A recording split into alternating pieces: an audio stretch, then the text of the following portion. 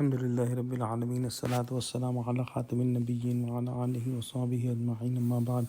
فأعوذ بالله من الشيطان الرجيم بسم الله الرحمن الرحيم قال الله تعالى في سورة المائدة اليوم أحل لكم الطيبات وطعام الذين أوتوا الكتاب حل لكم وطعامكم حل لهم والمحصنات من المؤمنات والمحسنات من الذين أوتوا الكتاب من قبلكم إذا آتيتموهن أجورهن محسنين غير مسافحين ولا متخذي أخدان ومن يكفر بالإيمان فقد حبط عمله وهو في الآخرة من الخاسرين۔ ترجمہ: آج تمہارے لیے سب پاکیزہ چیزیں حلال کر دی گئی ہیں اور اہل کتاب کا کھانا بھی تم کو حلال ہے اور تمہارا کھانا ان کو حلال ہے، اور پاک دامن مومن عورتیں اور پاک دامن اہل کتاب عورتیں بھی حلال ہیں جبکہ ان کا مہر دے دو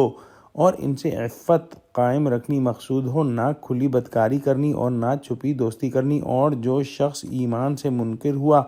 اس کے عمل ضائع ہو گئے اور وہ آخرت میں نقصان پانے والوں میں ہوگا۔ جیسا کہ بیان ہوا ہے کہ سورہ مائدہ کے اندر شریعت کے آخری احکام آ رہے ہیں، یعنی اس سے پہلے اگر مختلف مذاہب کے احکام کی وجہ سے یہود کی شریعت یا حضرت یعقوب علیہ السلام کی ذاتی پسند و ناپسند کی بنا پر اگر کچھ رکاوٹیں پیدا ہو گئی تھیں یا معاشرے میں رائج مشرکانہ رسومات و اوہام کی وجہ سے ذہنوں میں کچھ الجھنیں تھیں، تو آج ان سب کو صاف کیا جا رہا ہے، اور آج اللہ سبحانہ وتعالیٰ تمہارے لیے تمام صاف ستھری اور پاکیزہ چیزوں کے حلال ہونے کا اعلان فرما رہا ہے۔ فرمایا کہ اہل کتاب کا کھانا تمہارے لیے حلال ہے، لیکن یہ صرف اس صورت میں ہوگا کہ وہ کھانا اصلاً بھی حلال ہو، کیونکہ اگر ایک عیسائی سور کھا رہا ہے تو وہ ہمارے لیے کبھی بھی حلال نہیں ہو سکتا۔ اس کھانے میں ان کا ذبیحہ بھی شامل ہے، دو بنیادی شرائط کے ساتھ، ایک یہ کہ جانور حلال ہو اور دوسرا یہ کہ اسے اللہ کا نام لے کر ذبح کیا گیا ہو، اور پھر فرمایا کہ اسی طرح تمہارا کھانا ان کے لیے حلال ہے، لہٰذا جو ہے اہل کتاب مسلمانوں کا کھانا بھی کھا سکتے ہیں۔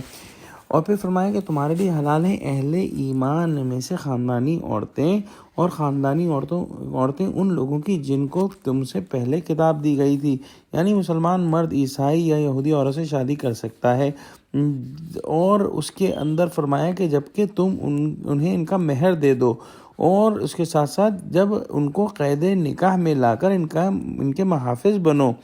لہذا نیت یہ ہونی چاہیے کہ تم نے ان کو اپنے گھر میں بسانا ہے، مستقل طور پر ایک خاندان کی بنیاد رکھنی ہے، نہ کہ آزاد شہوت رانی کے لیے اور نہ ہی چوری چھپے آشنائی کرنے کے لیے، بلکہ معروف طریقے سے علی الاعلان ان سے نکاح کر کے تم انہیں اپنے گھر میں آباد کرو اور ان کے محافظ بنو۔ اس ضمن میں یہاں بعض اشکالات کا رفع کرنا ضروری ہے۔ جہاں تک شریعت اسلامی کا حکم ہے تو شریعت محمد صلی اللہ علیہ وسلم پر مکمل ہو چکی ہے، اس میں اب کسی قسم کی تغیر اور تبدیلی جو ہے ممکن نہیں، اس لحاظ سے یہ قانون اپنی جگہ قائم ہے۔ لہذا دیکھنا یہ ہے کہ آج کے دور کے اندر اگر تو ایک مسلمان کسی کا جو اہل کتاب عورت سے شادی کرتا ہے تو اس میں کیا اس کے جو ہے وہ چانسز ہیں کہ اولاد جو ہے وہ مسلمان ہی ہوگی اور وہ اپنی ماں کے طرز پر یا اس کے دین پر نہیں چل پڑے گی، کیونکہ جس زمانے میں اسلام جو ہے وہ غالب تھا اس زمانے میں یہ بات آسان تھی کہ اہل کتاب عورت سے اگر شادی کی جائے تو اولاد جو ہے اس کے زیادہ امکان تھے کہ مسلمان ہو جائے، اور اس زمانے میں مردوں کو زیادہ جو ہے وہ اختیار حاصل تھا۔ آج کے دور میں عورتوں کا اختیار کافی حد تک بڑھ گیا ہے، لہذا یہ احتمال ہے کہ اولاد جو ہے وہ